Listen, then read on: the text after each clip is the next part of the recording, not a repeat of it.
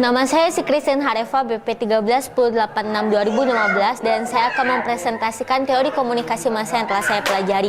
Yang pertama adalah social scientific theory, di mana teori ini berpendapat berkaitan dengan sifat dasar dan cara kerja dan pengaruh komunikasi massa terhadap objek-objeknya.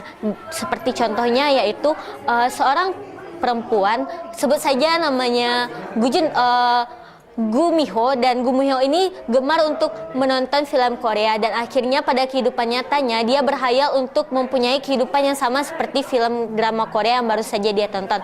Yang kedua adalah normatif teori, di mana dalam teori ini menjelaskan cara kita untuk dapat berkomunikasi. Media massa dapat memberikan sesuatu informasi yang layak untuk pemirsa. Contohnya saja program acara Take Me Out atau Marry Me yang yang menghibur dan mendidik masyarakat. Dan yang selanjutnya adalah common sense theory, di mana pada teori ini beranggapan bahwa manusia memiliki teori dari pengalamannya masing-masing, pengalaman pribadinya.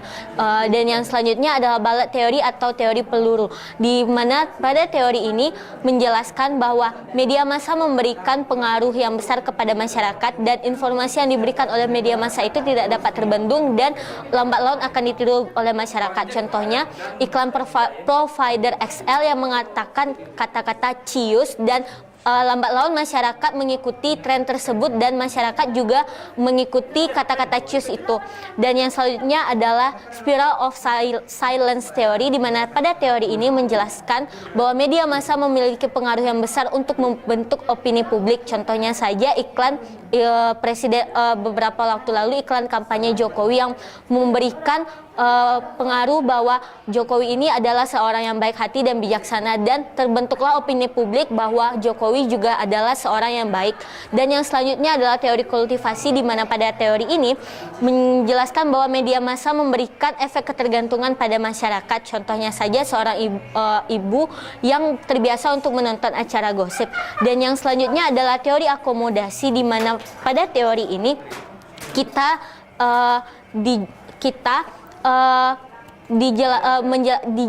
teori ini mengatakan bahwa bagaimana kita berperilaku komunikasi sesuai dengan tindakan orang lain.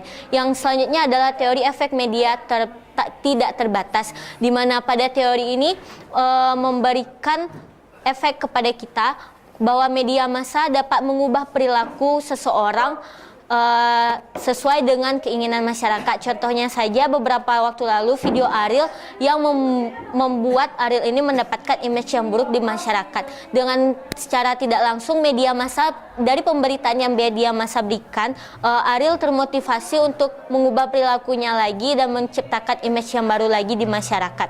Dan yang selanjutnya adalah operasional teori, di mana pada teori ini menjelaskan bahwa menjelaskan cara kerja dari seseorang yang sesuai dengan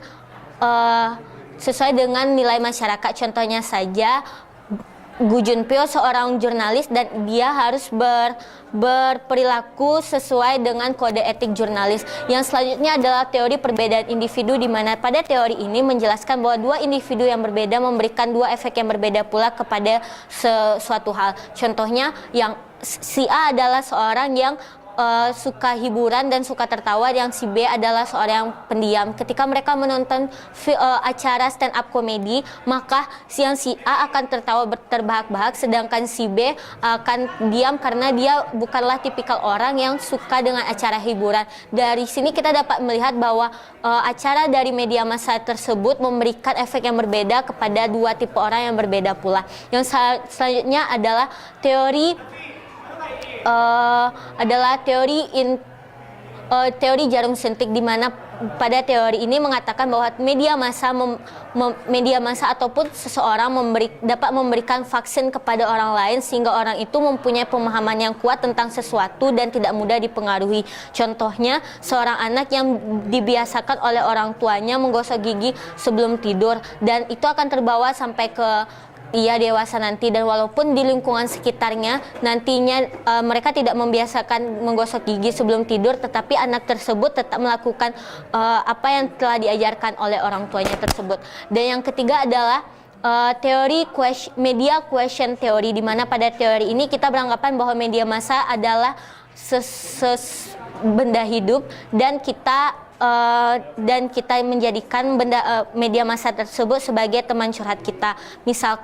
Misalnya saja Lee Min Ho suka curhat di Twitternya. Dan yang selanjutnya adalah uncertainty management, di mana pada teori ini beranggapan bahwa kita dapat mengalami ketidaknyamanan pada saat kita bekerja atau dalam organisasi. Yang selanjutnya adalah teori dramaturgis, di mana pada teori ini mengatakan bahwa kita sebagai manusia mempunyai peran yang berbeda-beda. Misalkannya saja, saya di rumah sebagai seorang anak dan di sekolah saya menjadi mahasiswa.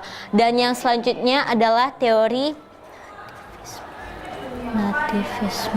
nativisme, di mana teori ini beranggapan bahwa manusia adalah satu-satunya makhluk hidup ciptaan Tuhan yang dapat bekerja dan berkomunikasi secara verbal. Dan yang selanjutnya adalah teori komunikasi kecakapan, di mana di teori ini mengatakan bahwa bagaimana kita berperilaku sesuai dengan situasi yang sedang kita hadapi. Yang selanjutnya, yang terakhir adalah teori non-verbal ekspektasi teori, di mana pada teori ini merupakan membahas tentang pelanggaran jarak intim, di mana kita mempunyai batas-batas, kita sebagai manusia mempunyai batas-batas sendiri dalam berperilaku dan memberikan batasan tersendiri sampai sejauh mana orang itu dapat berkomunikasi dan berperilaku kepada kita. Dan sekian teori komunikasi yang dapat saya jelaskan. Terima kasih.